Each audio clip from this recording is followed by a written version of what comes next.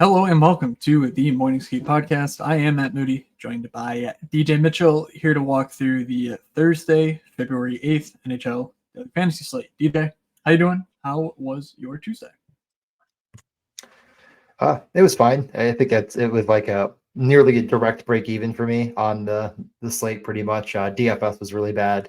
I think it was honestly pretty bad for everyone. I'm not gonna take too much. I'm not gonna take a lot of heat for having a bad lineup because it felt like everyone I had a bad lineup. It was at one point I had like 42 points like in the third period of the 7 o'clock games, and I was in like fifth in the listener league. So I was like, what the heck is going on? I know it finished a lot worse. A lot of people still had Edmonton to go, but I can't imagine that lifted too many boats. But yeah, I played Dallas one and I lost. Yeah, I scored 48.7. So, yes, I played What was Dallas my? I 1 don't know what my final was. Yeah. plus Harley plus Oh. Heiskanen. And those two guys, I believe, were my highest scorers because I also played Matthew Kachuk and Sam Bennett, who did absolutely Wait, nothing. what did you And have? yeah, What did you have? What was your final? the five-man Dallas. Oh, I had No, the 49.7. full. Sorry, You beat me 48.7. actually. I had 47.1. Let's go. All right. Um, Booked a huge win yeah, and on Tuesday. you know what? I will say this though about my lineup is that going into the slate, I locked the Noonan in with like 5 seconds left when that came out, like moments before the slate, and I'm like, I have the nuts, and if I have the nuts and a Noonan gets there, oh my god, I win everything because no one's playing him, and I did not get there, and a Noonan did not get there. Um, so again, I do think it pays sometimes, and in many sports you can't get that kind of an edge, but with the slate the way it was, not knowing that starting goalie, just it does pay that last minute to really be Oh, refreshing if you have something of that nature. did he wind up scoring negative or no? No, he had 3.5. It was Okay. terrible. I mean, I'd make that play 100 times out of Yeah, no, 100. Like, tell me you I'm wouldn't. just Like I'm it just a was little Pointer or confused. him for me. So Well, yeah, clearly. Oh, okay. They so scored an empty netter. Okay. I couldn't figure out why I didn't. I had his over 26 and a half saves, and he had 26 saves with 4 goals against plus an empty netter. mm, So I was wondering how I have managed to lose, how he didn't go negative, and whatever. Doesn't matter. Tuesday, terrible. We move on to Thursday, 7 game slate. A couple teams fresh out of the break. Arizona, one of those teams. Actually, I think the only one who didn't play already. Um, yeah, wow. I think so. So Yeah. yeah, Mhm. so we are That's right. protected by the narrative of team versus whatever the shaking off the rust or whatever we're gonna have to deal with next week when um because I mean clearly the Tuesday slate was pretty garbage. Whether you correlate that to the fact that these teams were all on the All-Star break and half the league was in another country for the majority of that break, whatever, who knows. I certainly don't claim to have all the answers, but we are dealing with 6 matchups where all the teams have played already, so that rush should be shaken off. And then we have Vegas and Arizona. Um, so yeah, I don't know. Anything else you want to cover before we start going through the games? No, we'll get to anything going through them. I mean, the big news was about Arizona and the potential move, but there's a lot of podcasts that will cover that in a lot more detail and understanding. 32 thoughts, which I don't think has released yet, so I'm not able to give you that update through what they said. So why don't we get right into the slate? We have Vancouver. Are you ready for me, or do you want to do the read first? Yeah, you go ahead. We have Vancouver at Boston, a rematch of the Stanley Cup that burned down the city of Vancouver. Minus 130 for Boston at home. It's a 6.5 over under, basically a pick 'em. Colorado at Carolina, a 6.5 over under plus 100 on that over. Minus 142 for the Hurricanes, plus 120 for Colorado. Washington is at the Florida Panthers. Washington really disappointing in that come out. I was pretty high on them in every capacity. They're plus 200 on the road, 6 over under, minus 125 on that under 6. And then Florida, of course, massive favorites by all that logic at minus 245. The Flames are at the New Jersey Devils. As Nazem Kadri said, a pack of hyenas can hunt down a lion after that win against Boston. I went over on my little stream. A lot of people like Boston. And I was like, I am not betting this line. It's a bad line. I don't care what anyone says. I'm not betting it. But I did not have any stones to bet the other side and take these Calgary Flames. They're plus 120 on the road in New Jersey, who looked okay against Colorado. It's a 6.5 over under plus 100 on that over. Winnipeg is at the Philadelphia Flyers. The Flyers went into a full shell mode in the third period against Florida and got the win. They're plus 130 at home, minus 155 on Winnipeg, who could not beat Tristan Jarry in Pittsburgh on Tuesday. 5.5 over under as a pick 'em too. So our lowest total, and it's not by much, as we're going to get to in the last game. But the Tampa Bay Lightning are the only back-to-back. They're at the New York Islanders, going from the Rangers to the Islanders. It is basically a pick 'em, plus 100 on Tampa, minus 120 on the Islanders, plus 110 on that over 6.5. And the final game is the Vegas Golden Knights after knocking off Edmonton and ending that win streak. They're minus 148 favorites against the aforementioned soon to be not Arizona Coyotes, who should be returning Barrett Hayton to the lineup. That's the biggest news note that we had. And we're going to get into that in the game by game breakdown. Anything you wanted to say, or do you have a thing to read? I don't know how to do such, so I leave it to you to read. That is true. Otherwise than the Barrett Hayton thing, I believe we made it through pretty unscathed on Tuesday. So really no other updates on a team by team basis. Toffoli, we're expecting to return, but no guarantee. He was sick and did not play Tuesday. Otherwise, I think we're clean. So not a ton to digest, and certainly nothing that's slate defining off the top. So with all that said, thank you to DraftKings for sponsoring this podcast. As you know, some of you may be aware, there is a game coming up this weekend in the other sports that some people care about for some reason. So if you're looking for a super offer for Super Bowl 58, DraftKings Sportsbook has you covered. New customers can bet on the big game and turn $5 into $200 instantly in bonus bets. Or if you want to bet on hockey, you can also do that too. That's what I do. That's what I prefer. But hey, if you want to bet on football, be my guest. Download the Sportsbook app, or DraftKings Sportsbook app now, and use code THPN, the Hockey Podcast Network, THPN. New customers can bet $5 to get $200 instantly in bonus bets only on DraftKings Sportsbook, an official sports betting partner of Super Bowl 58 with code THPN. The crown is yours. Gambling problem, call 1-800-GAMBLER or visit www.1800gambler.net. In New York, call 877-8-HOPE-NY or text HOPE-NY 467-369. In Connecticut, help is available for problem gambling. Call 888-789-7777 or visit ccpg.org.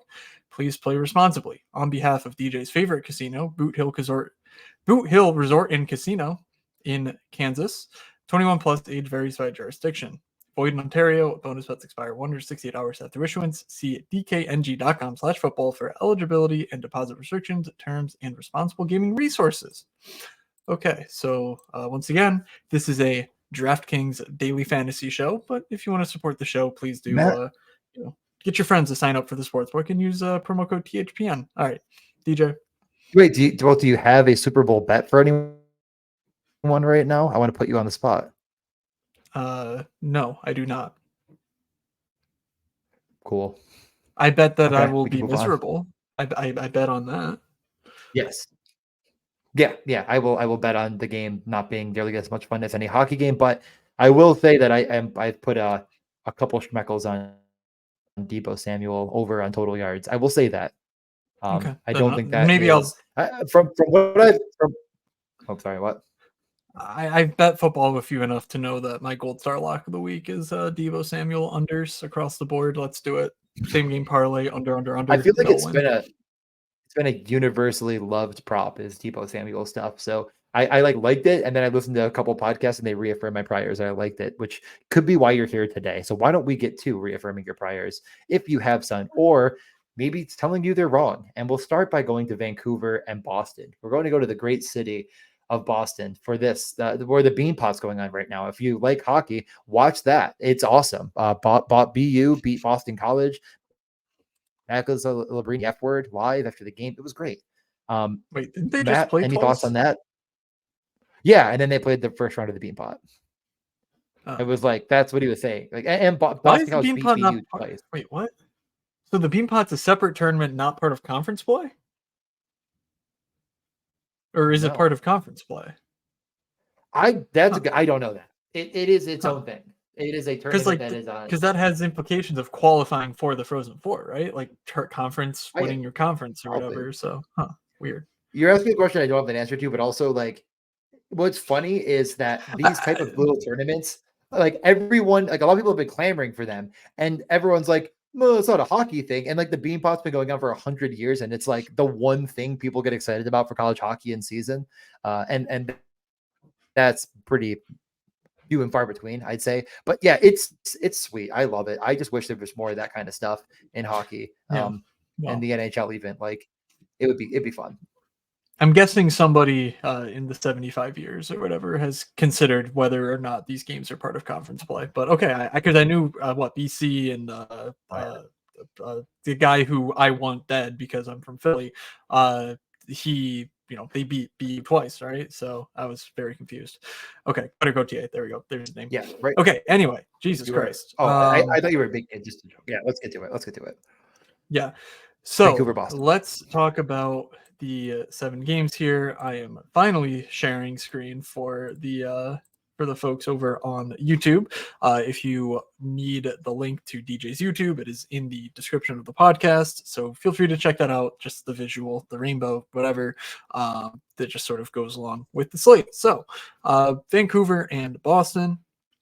Yeah, I mean, I don't think we expected the results on Tuesday where Boston laid an egg, and well, maybe we did expect Elias Lindholm to immediately come in, and I believe he had like 1 goal in 35 games, or something ridiculous like that in his last days in Calgary.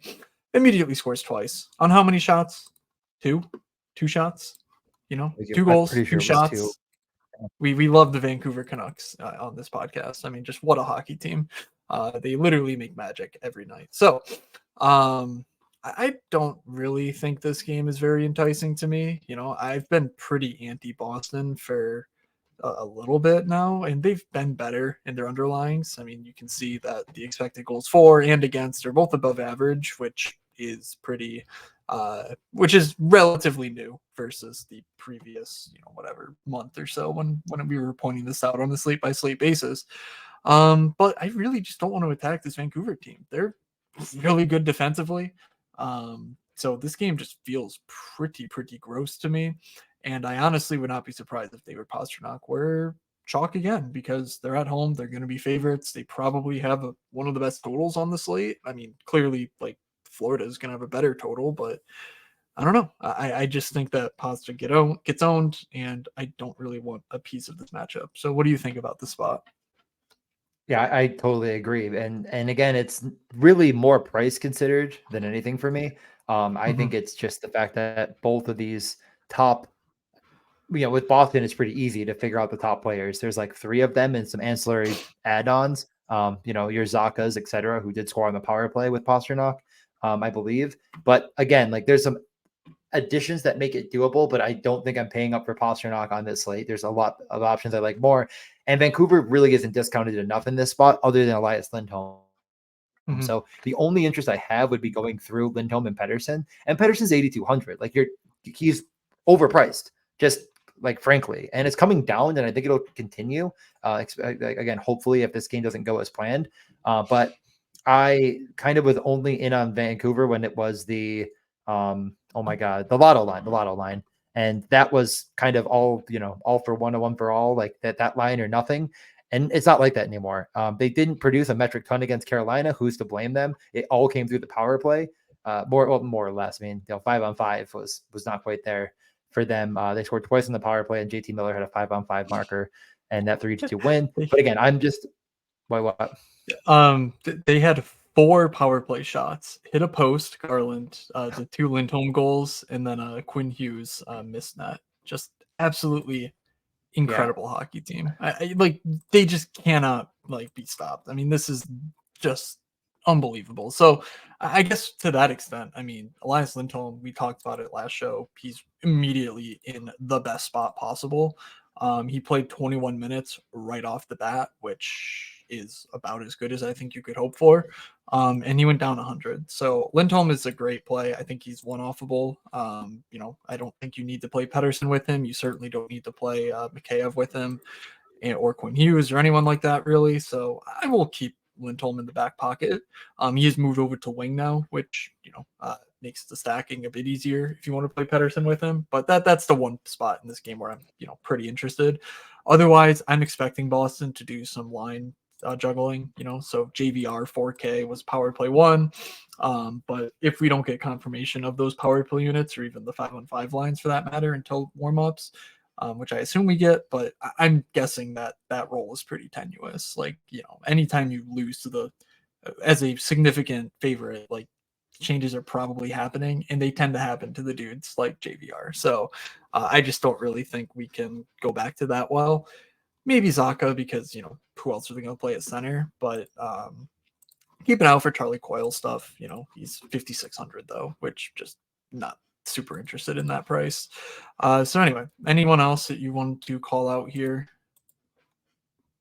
No, we can move over. Cool. I'm a lot more interested in the second game, Colorado at Carolina. I guess I'll start with Colorado just to make things easy. Of course, this doesn't show up as a unbelievably great matchup for Colorado because it's a very tough team, but they have been very good. But I think more than anything, like the MacKinnon situation is unstoppable, in my opinion. I mean, this was the first game in forever he didn't have a point, and he still had 4 shots on goal. I mean, but like he was so dangerous still. And I just think that you are going to get a guy, and I know it is the most expensive player on the slate. I'm almost by like 300. Not a crazy amount, I guess. I don't think ownership's going to be very high on Nathan MacKinnon because he's playing against Carolina, and I get it. That makes sense. I'm not arguing at that point, but that's when I want to play him the most. And I think that you could actually game stack this game with a really, really interesting build. And I know Carolina they could keep them to under 25 shots on goal, but MacKinnon and Rantanen and Makar are going to do all of that damage anyways. So you don't have to takes the guesswork out of it. And I just don't think Carolina is actually going to slow MacKinnon down. Personally, like that isn't, that they might block enough shots or whatever, but like, I kind of like, I'm kind of already talking myself into a full game stack here. And because the other side has a lot of value options you could fit in. So I'm pretty interested here in the MacKinnon and bringing it back. Yeah. So, I mean, when McDavid and friends were in town, now this was in November, so take that with a grain of salt. That was before they were world beaters. Carolina won 6-3, and they absolutely pummeled McDavid with the Jordan Staal line. I tend not to care much about line matching, but my God, I mean, I just sort of wanted to see what they did, and let me just pull this up over on the screen here. But you can see that when Staal and McDavid were on the ice with each other, which they made a very considered effort to have them on the ice together, Staal just ate McDavid's breakfast. And again, this was, maybe he was hurt, maybe he wasn't, or whatever. But at least it does mean we know what Carolina's going to try and do here. I personally just have too much respect for Jordan Staal and his line mates defensively to where I'm not interested in paying this price tag for MacKinnon. I'll happily go to either Kucherov or Pastrnak. If I really want to spend that much money, plot twist, I don't plan to spend that much money, but we'll see what happens. What opens up value wise and whatnot. So that immediately sort of takes the MacKinnon stuff out of consideration for me, which then sort of just takes Colorado out of consideration. I don't see the need to pay 8,400 for Cale Makar in probably one of the worst matchups for a guy like Cale Makar. Like, he's not going to stand in front of a bunch of shots. I mean, he will block shots, but he's not necessarily he's just not a guy who really sucks in volume of block shots or whatever. Like, I don't really think that matters much for him here. So yeah, he could ceiling, MacKinnon could ceiling, but I think that we know what Carolina's going to try and do. We know that they're pretty successful at it. But that makes me interested in the top 6 in Carolina. If we know the Staal line's eating up the tough matchup, well, why not take advantage of Ross Colton and Ryan Johansson as the middle 6 centers with the Aho and Drury lines? And so we are expecting Andrei Svechnikov to miss this game once again. He practiced in a non-contact jersey. on Wednesday. So, it would be a surprise if he played, in my opinion. But we saw Seth Jarvis on the top line with Aho and Teravainen. So Jarvis is immediately interesting. He's been nothing short of awesome over this last stretch. Everyone who's been better than him is either William Karlsson, who's played, I think, 1 or 2 games in the sample, or is 7K or more on the slate. And he hits 5,400, just some stellar underlines, and clearly a bump in role going to the Aho line at 5-on-5 and paired with Aho on the power play. Or if you need value, we are expecting Drury to center, Bunting, and HS once again. So I think it's pretty clear to me that Carolina is the side I'm more interested in. I think I'm just going to spend up for Aho and Jarvis if I wind up going this route. But DJ, what are your thoughts about the Carolina matchup? Yeah, I mean, again, I think my playing of Colorado is tethered to playing Carolina. Like, I don't think I'm playing Colorado without it. And you can, of course. I mean, we're talking about some of the best players in the entire world as far as producing fantasy. But again, I think that it's tethered for me. And I love what you said about Jarvis. I'm glad you already caught that. I was hoping you saw that as well, because we didn't mention that change. Martinook went down to Stahl and Fost. Jarvis went up. The other thing was Kotkaniemi ended up I think he took over with Necas and Bunting. I could talk myself into just playing Necas as a bringback if I do play McKinnon, because Aho is just a bit too expensive at that rate to stack McKinnon and still get Carolina. So I think he's the logical bringback. Any defenseman too that you could maybe convince yourself on. I mean, we could discuss a few of them. Maybe there's a guy in there as well, but I could be easily swayed either way on either of these lines. The power play one was Burns, Aho, Jarvis, Bunting, Teravainen. So the correlation leads me to the Aho line, but of course you're not bringing that back with Colorado. So I think, in a vacuum, I like that line more, like you're saying. In a game script, I might go the other way on it and just say that, Necas explodes, because I do think he has unbelievable upside even without that power play role with the way he's shooting right now. Over the last 5, he has 7.4 attempts per game, and 65% of those are on net, which is a bit of a change from what we were seeing early in the year. Like, I think he's just back to full go. He may have been nursing some sort of an injury, because he was not the same player. And I kind of talked about that on my Tuesday Twitter space. So I talked for a while there. Any thoughts? And again, I just wanted to point out that question of any defenseman you might like for Carolina. There's no defenseman that I'm overly interested in. I think I think the Burns discussion has been very much played out, and I'm just not seeing enough out of guys like Orlov or Pesci to really be interested in like punting with those fellas. So, if you want to play around with something to do with the Carolina third line, I mean, they're going to play a ton of minutes, because again, I believe they will be hard matched with Nathan McKinnon, who like leads the league in 5-on-5 ice time per game. So like, you're going to get more Jordan Stahl than anyone could ever imagine. And he's a relatively productive player, for 2,700. It's not like he's a superstar or anything, but like, he's not the end of the world. So like, if you wanted to say, okay, this is the 5-man shutdown unit, let's grab Jordan Stahl, and I don't even know who they're using in that capacity defensively at this point. I don't have the thing up for the Edmonton game anymore. But if you wanted to try and go like, a mini stack of Stahl and Martinook and whatever Slavin to just sort of give yourself some breathing room salary wise and spend way up for other spots, I think that's okay, because again, just the minutes are going to be there for this third line in this matchup specifically. So let's go over to Washington and Florida. On the Washington front, we saw them roll out new lines without Evgeny Kuznetsov. They lost to Montreal, so not off to the hottest of starts there. If they head into Florida, yikes. I mean, the field was on Alex Ovechkin. I have to imagine they're not going to be, despite him finally scoring and hitting a shots bonus last game. But 6,100 in a very difficult matchup in Florida, I'm not uninterested in it, but it's certainly it's a tough sell, especially with Dylan Strome as his center being relatively priced up. And so what do you think about this game and anything on Washington first?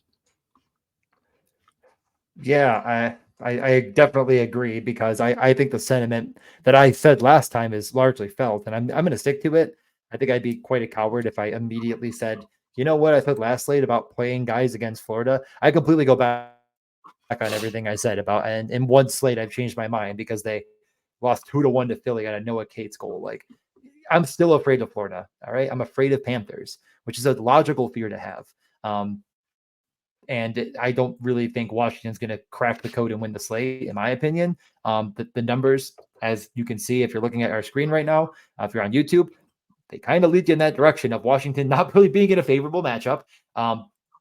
The angle here is that you're getting way away from the field on a good play. And I still think Ovechkin is in a vacuum a good play at 6,100, like you're saying, but it's not where my cap's going to go. It's not a game environment I really want to be all that involved in general. And I get Florida, and I think they'll be popular. And for an okay, decent reason. I mean, I just played them. I could see myself going back. And like a Florida Carolina situation is something I'm at least considering right now. But I'm not as interested in this game as some other spots we might get to at this current time. So I think I'm going to plan on fading this game altogether. But on the Washington side, it's probably over your bust. I don't think you're going to be getting away with guys that aren't that volume shooting against this team, regardless, or don't have that volume of shooting, or guys that have that, historic elite finishing ability that are just going to magically get there against a team that just is superior. Yeah. If I psyop myself into another Sam Bennett play and he zeros, I mean, you may not see me on the show again. Like, it is just, I mean, that dude is just the absolute 3.6. worst. I could not believe what I was watching when I was like, wait, I played Sam Bennett and Matthew Tkachuk and just nothing's happening. Like, I just should have played Samson. At least I could have gone to bed knowing that I was not just the biggest coward on the planet. But so it goes. And yeah, that means I'll probably bounce right back to the Reinhardt Barkov side of things if I'm picking one. I'm a little worried about ownership. It's very I don't think this slate has a ton of obvious spots other than Florida, just given the way that the Vegas lines have shaken out, and then the other spots sort of being a bit less straightforward than maybe we would like. So I do worry about significant ownership on both of the top two Florida lines. Not to say you can't play it, but just be mindful of who you're stacking them with, especially if you're like trying to get into some other higher team total stuff. If I'm playing Florida, I'm almost certainly thinking about Ovi as a bring back, because how does Florida get there in the most efficient way possible? It's probably through the power play. And what happens when teams score on the power play or get power plays? The other team also gets power plays, because that's how human psychology works, and referees are humans, believe it or not. So Ovi getting power play run, makes sense as a little game stack. And Ovi's the quintessential game stack because all the offense will go through Ovi. So that's how I'll be playing Florida if I wind up there. And if I do wind up on Sam Bennett, somebody just please send a man to my house with a gun and just done. That great. Okay. News. What do we have? What's your address again? Florida lines. What's that? So what's your address again? I'm just sorry. I was writing this down. You're right. Well, I need someone to. I was saying I need someone to feed my cats when something. Oh, I think I was gonna move to the mountains after maybe 2 slates ago. So I don't know. Maybe I'll just take my cats with me in that sense. I don't remember what we were talking about. Okay, we were talking about how bad this game is, and then you said something about lines. And yes, the important thing. Because I like my joke too much. Yeah, thank you. The important thing is that without Kuznetsov, we saw a top power play with Oshie, Strome, Ovechkin, Pacioretty up front with John Carlson. So McMichael played second line minutes, second power play, but he played 17 minutes. I think that he's a reasonable play, particularly as a one-off 2,900. Just if you need a punt, that's a far larger role than I think we should have expected pretty much at any point up until now. So something to monitor going forward. I just don't think we'll be a 2,900 player for long. Thus, you can play those types of dudes whenever if you need a filler. So there you go. But I do think there's other value centers that are better, as we will get to. Okay. Anything else here? No, we can get over to the next game, which I'm interested in. It is the Calgary Flames, red hot Flames, coming into New Jersey to take on, I guess, the also red hot Devils. If we just say what happened since the All-Star break, they both won. Is that because both teams wear red? That was the genesis of this joke. Correct. I'm on fire right now myself with the humor. I mean, this is really quite the Is that stand-up because bit. we're talking about the Flames? All right. Which you want to talk about the Flames first? Why don't we just go there? Yes, Matt. Thank you for pointing out the joke. Okay. Top power play was Huberdeau, Sharangovich, Hanifin. Pauses. Kadri and Kuzmenko. Hanifin played Hey, 26 minutes. you know what we should have done? We should have just like listened to our gut when, well, at least I was saying my hot take of the Kuzmenko hot take. Get it? Kuzmenko, Huberdeau, and Sharangovich line, because that would have been nice, huh? I guess Sharangovich didn't Way do it work. anything, but maybe they're not the worst hockey players on the planet. Just did that thought cross your mind like halfway through the Tuesday slate?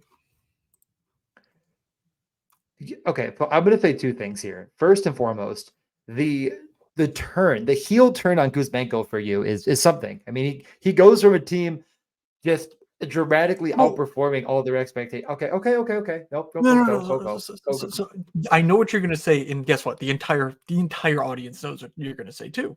But the point of daily fantasy is not to be right. Like, if it were to be right, we would just be playing McKinnon every night and winning. The point is to be right when other people are not right. It's sort of like, well, what do you win when you win? And guess what? Everyone thinks that Huberdeau and Kuzmenko suck, and I'm in that boat. Like, if you held a gun to my head and said pick two guys who suck, they are up at the top of the list. But I know that the field is thinking the exact same way. We just saw it once. I mean, there's clearly, like it's not going to get cheaper than 3,500 Kuzmenko and 3,600 Jonathan Huberdeau. Like, I mean, and if it does, like the difference is immaterial between 2,900 and 3,600. So there's a ceiling baked in here.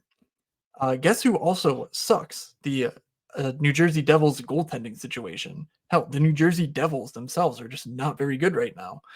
So that all leads me to, like, it's cheap enough to where you don't need a ton for this stack to pay off. Why not just play guys who are perfectly correlated on the top line, on the top power play, in a good matchup? And they have a history of success. I don't know. It's not the craziest thing I've ever considered. And maybe next time I'll just trust myself before I don't know. I was always going to play Dallas last league. So it's not like revisionist history to say, oh, well, actually, I would have done this differently. But I shouldn't have really ruled them out as in terms of like, oh yeah, these guys are clearly not going to get less expensive, less owned than they are right now. Starting now, going forward. Like, it's just one of those clearly obvious things to me. So hey, I'm considering Calgary one there. What you got? Nope. You took it away. You took it and ran with it. I was honestly pausing for a second and then I was going to go into the clearly Calgary has committed to Noah Hanifin being tradable, and they're trying to boost his stock by putting him out there for 25 minutes, first power play. And I really wanted to make a note of that as well. That just is going to be what it is. So if you are playing that first line, which is all power play one correlated, I think Noah Hanifin makes just an unbelievable amount of sense at 4,300. The other defensemen are falling in price. So as they continue to fall, keep an eye out for Noah Hanifin to miss a game. And that could be right before puck drop because of a potential trade. So definitely be keeping an eye on that, because if you end up getting Rasmus Anderson at 5K because he's not in the top power play anymore and Noah Hannifin's out, just good situations to monitor and keep an eye on. And they might leave him on the East Coast, Noah Hanifin. That's where he wants to be, and they're there now. So keep an eye on that for sure. Good talk on the Flames. The only other player that I guess exists is Nazem Kadri, who had a ton of run as well. Up there with the rest of them at 5-on-5, and also the power play one compared to the other top 5-on-5 guys in Backlund and Coleman. You get that first power play run. Pospisil played 5 minutes, and you might be thinking to yourself, I feel like I remember him in Matt's lineup. What? Oh yeah, he got kicked out of the game. So Matt, I did want to. He was on track. He was on track to score too many fantasy points. So they took him out. They were like, "Hey, you got to go. We're feeling a potential secondary assist coming up. You got to get out of here."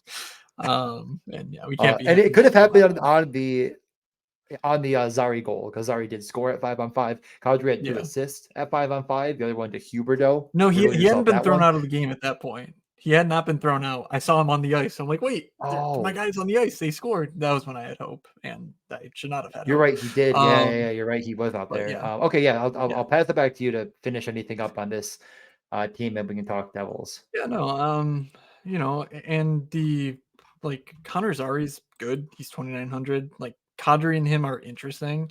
I just struggle a little bit more when you get up to playing Kadri at 6K. Like you're very clearly making decisions that will impact the rest of your lineup versus if you just slot in Calgary 1.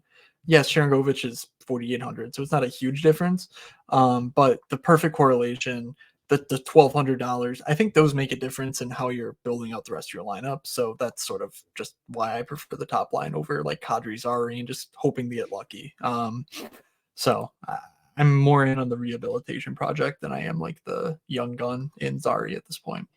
Okay, so on the New Jersey front, without Tyler Toffoli, Timo did get into the top 6. I believe we yelled about this on the last show. And, Tyler Toffoli's illness sort of changed that for us. He was still not on the top power play, though. Mercer took that role. I'm expecting Toffoli to return anyway. But it just goes to show that we're pretty much in RIP Timo territory. He's fallen off of the expected fantasy points list as well, sadly. So, yeah, I mean, any interest in, I guess, not Timo, any non Timo interest from you, DJ?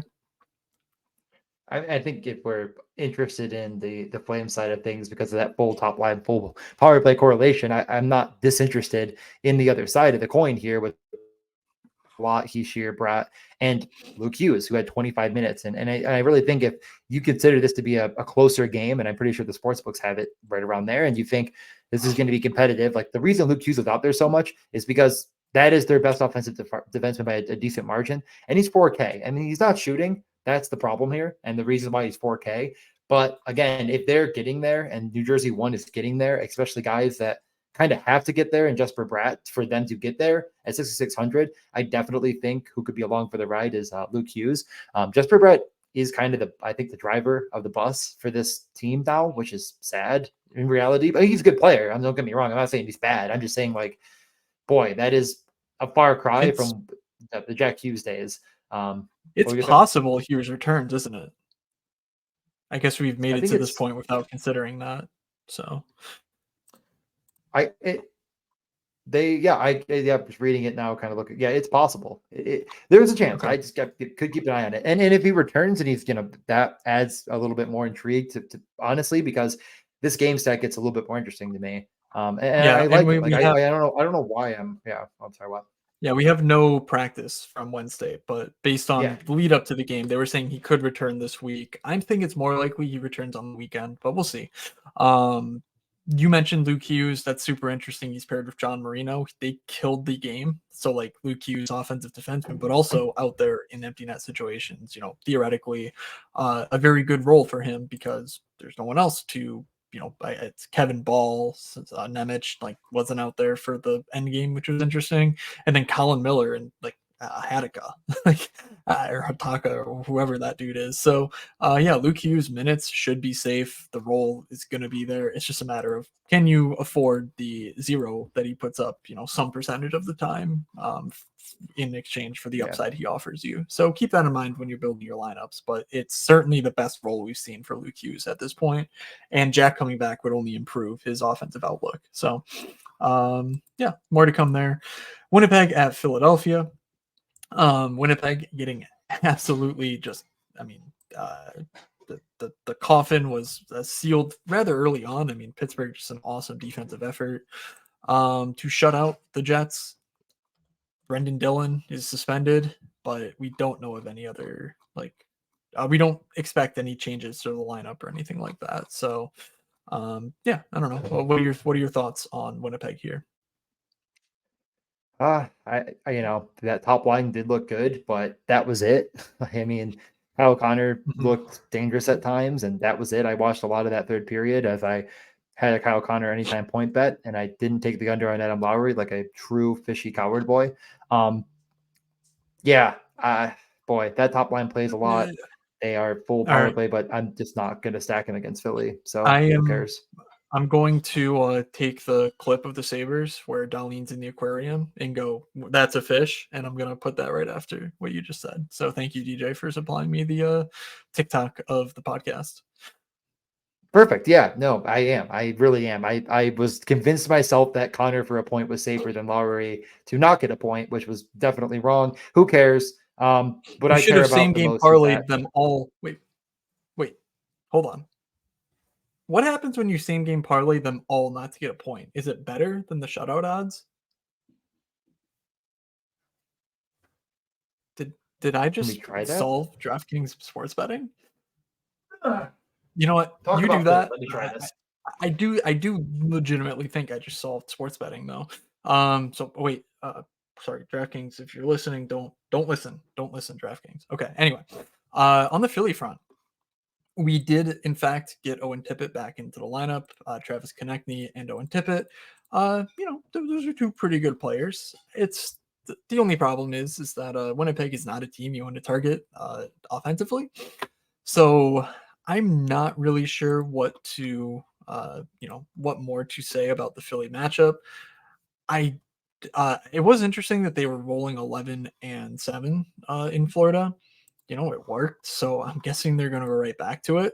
But they did so in just the absolute worst way for fantasy possible, which is they just played every defenseman between 19 and 18 minutes. It's just one of those ridiculous things where it just hurts everyone for fantasy purposes. So, unfortunately, as the prices fall for Philly, we'll have to keep waiting on playing some of these guys like Drysdale and whatnot, because we know they're going to block shots when they're out there, which is nice to have for a team like the Flyers. But elsewhere in this game, I think Josh Morrissey at 5,400 is awfully interesting. They are likely to replace Brendan Dillon with Logan Stanley, or yeah, I think it's Stanley. I don't know. So like not a huge difference, but it makes the Morrissey minutes all the safer, and his price tag is down at 5,400. Not a crazy good value or anything given the sort of player that Morrissey is, but I think that's enough for the upside. So DJ, do you have an update for us from the lab? It isn't perfect because we only have the game that's about to start while recording this, the Wild Blackhawks. But if you take it under on Mhm. all the Wild points, it's 9-1, and the shutout is 11-1. If you do the Oh, okay. or 18-1, 18-1 for Mrazek to get a Hmm. shutout, and the inverse is 3-1, I think, or 3.5-1 to 11-1. Huh. So I don't Okay. think this is So solved. it's Uh, massive. I mean, Better that take the is shutout. like, so it seems like Way more once than you I just thought it bet would like, be.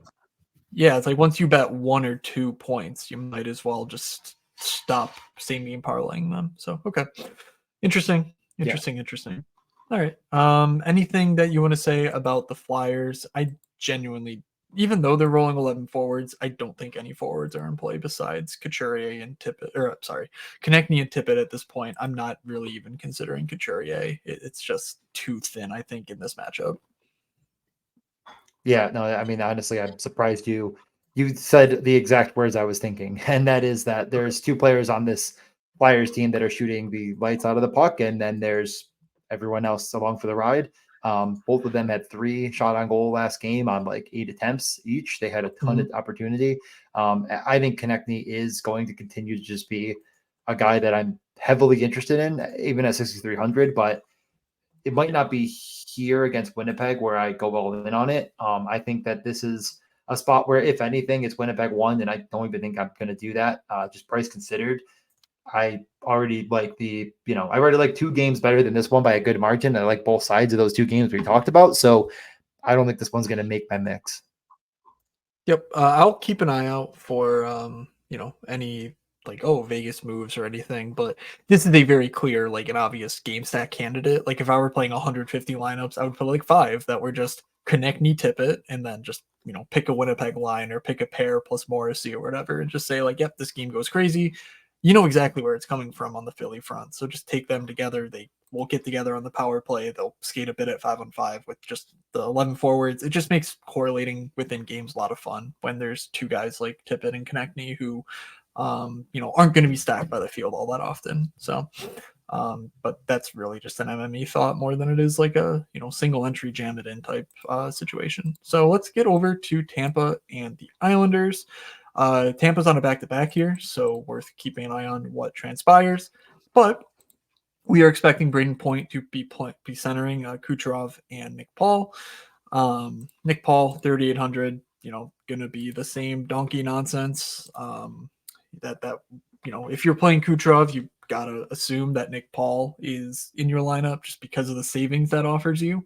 But there's paths to Kucherov succeeding and Nick Paul putting up 0 because that's who Nick Paul is. I don't really think I'm interested in this spot. Tampa's just not been as good. I think the field will be playing Kucherov too much. He's not been the same shot generator that he was, earlier on in the season. He's still being very productive. I mean, this 3-game stretch has been probably one of his more productive stretches of the season, by that matter. But the process is not quite as strong from a fantasy standpoint, so I'm inclined to save my money here on Kucherov. But any interest in Kucherov on your front? A little bit, not an insane amount. I mean, I do think the Islanders are playing a better brand of hockey for fantasy relevancy on both sides. And everything that I said from the beginning, I can pat myself on the back because they've continued to roll out the top guys. Barzal, Horvat, Nelson, Dobson, just a ton. So I could see a scenario where you look at that because back-to-back Tampa team, and I think like if you're going to try to get away from any chalk, might be the actual team to do it with. But other than that, I'm kind of fading this game. I'm, thinking about the Islanders, and that's about it right now. Yeah, for sure. Is Kyle Palmieri working his way into your consideration? He had that game of 11 shots, right. but even beyond that, he's, in his last, 6 games, he has 8 shots, 5 shots, 2, 6, 11, 2, 1. I'm not sure what that really matters. It's just weird, because he's clearly in a good role. He's on the second line, on the top power play. I don't know what he can do to get off of the top get himself kicked off of the top power play at this point. But it's coming with shot volume, so it's not nothing. You have to keep it in mind. I totally agree with that. I mean, I think that I'm more inclined to play Lee, honestly, with just Horvat, Barzal, Lee, but I could also just leave off that and play Dobson, and I could feel fine about it. Like that. Then again, I think that's a pivot away from Florida that I'm willing to consider. Similarly priced, and I just don't think anyone's going to do it. And Tampa's getting back Sergachev, which we're about to talk about. I can see why you are looking away from them. I just don't think it's as bad of a pivot as others. Like you're not playing a bad matchup, and overpaying for a bad. I think it's an okay matchup. All things considered. So, what do you think about? Yeah, I'm not playing Tampa. I mean, I don't think there's really all that much to say. But what are your thoughts overall? Yeah, no, it's like the only thing that brings me a little bit of pause is that actually that's not even true. I'm just looking at Hedman's power play production, and it's been kind of cold the last 5 games. So like Sergachev back, clearly could that be a jumpstart option? Certainly could at 5K, but honestly, we'll just know. Like if we see stuff in the Rangers game where they're shaking it up, then I'll be somewhat interested in Mikhail Sergachev. But Hedman's 6,400, that feels about as expensive as he usually gets. So I don't really want to buy the top in a matchup I don't care for. And I've already talked about the Kucherov, Paul, you can play them. I just don't think that Kucherov will be sufficiently low owned enough for me to think that it's a, good play if I did it 1,000 times. And if you're not playing Kucherov, I mean, why are you even considering Tampa in my estimation? I should note that Erik Cernak also returned, and he is 2,500. If you need a full-on punt, he's not a great player by any means, but he's good enough for fantasy. 2,500 is clearly too cheap for Cernak. So, anything else?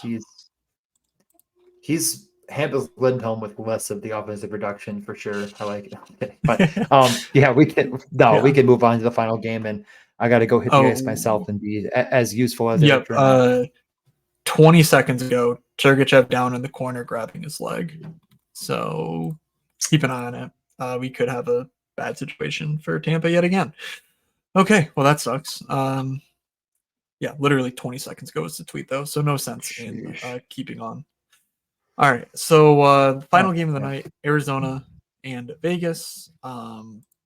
Arizona is likely to get Barrett Heaton back. Our friend Craig Morgan posted an article, no tweets, just the article, where he basically included a clip of Torini talking about it, and he said something to the extent of, "If you're going to bring a player back, he's not going to dip his toe in. He better be ready to dive." Which maybe that means he'll draw some penalties, but I'm guessing he more means the allegory. Um, and I do believe that means that Barrett Heaton will go right back to centering Clayton Keller and Nick Schmaltz. That's very exciting to me. Unfortunately, it's against the Vegas Golden Knights, who just shut down Connor McDavid. So, like, I don't necessarily think that this is the clear spot to jump on Barrett Heaton and friends. But if you want a sub 6K Clayton Keller, now's the time to do so. I've said many a time how bad Clayton Keller was without Peyton, and that's fantasy wise he was fine. Whatever, that's not what I'm talking about. I'm talking about like actually productive, like driving play and such. Barrett Hayton does that with Keller, so I'm strongly considering it, given Keller's been so good without Hayton to prop him up. And that's just a spot where I want to be first on Barrett Hayton because I think he's actually awesome. So I'm a bit torn, but I do really like Hayton. So what do you think about Arizona? Any interest in the Vegas guys? Yeah, no, I mean, I'm not. I kind of said it last slate, and I'm not really going to again jump in after 2 days, especially with how good Vegas played. Again, it really wasn't that good. They basically, I wouldn't say they eliminated McDavid. They McDavid had his game. Mhm. They needed some bounces to go the right way, and it didn't. But they slowed down that Oilers attack, and they also weren't very dangerous in their own right. Edmonton is very good though, so I'm willing to forgive them on that front. And the only consideration I really have is to go through the top power play. And the problem is it's Marchessault's not with either of his line mates on that top unit. If we're going off of last game, it was Marchessault, Carlson, Stone, Martinez, and Stephenson. I don't really know if I'm comfortable or feel good about going with Chandler Stevenson with Mark Stone and Paul Cotter over Marchessault. So it feels like a kind of a decent spot to go skinny with it. Yeah. Alec Martinez, Marchessault, and it's not the perfect game for blocks, but there's plenty of games in the game log where you'd think that doesn't seem like the perfect game for Alex Martinez at the blocks bonus. He'll find a way. He just does it. And you could, if he Sure. gets a point in a blocks bonus and hell, why not throw a couple shots on net while you're out there? He could easily get you a 16 or whatever. And you're just sitting there with, I think, a really nice little two-man. Of course, there's punts here as well that aren't Jonathan Marchessault, and I just kind of rattled off the power play, and I'm sure you can consider Chandler Stevenson at Yeah. 4,100 at center. I mean, he just got a golden assist and he can bury pucks.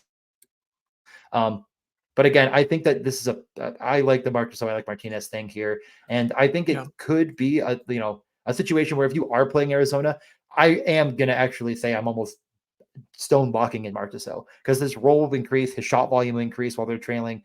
All of that comes together. You've already put Barbashev on there, so you can add Barbashev in as a third, and I'll pass it to you because Yeah. the price is good on Barbashev. But yeah, let What's me mute. what's very interesting is that Nick Waugh fell off this list. I mean, Waugh's been a staple on this list for the last, I don't know, 5 slates that Vegas has played, and he's no longer. So worth taking a deeper dive if you're trying to full stack Vegas too.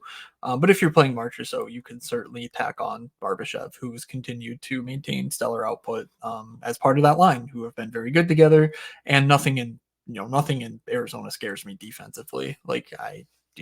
Yeah, I like Hayton a lot, but I don't necessarily think that's a deciding factor between whether I'm playing, Vegas or not. So I'll echo your thoughts on Alec Martinez. We'll consider it. But let's get to top stacks guarantee goals and get out of here. So what do you got for top stacks?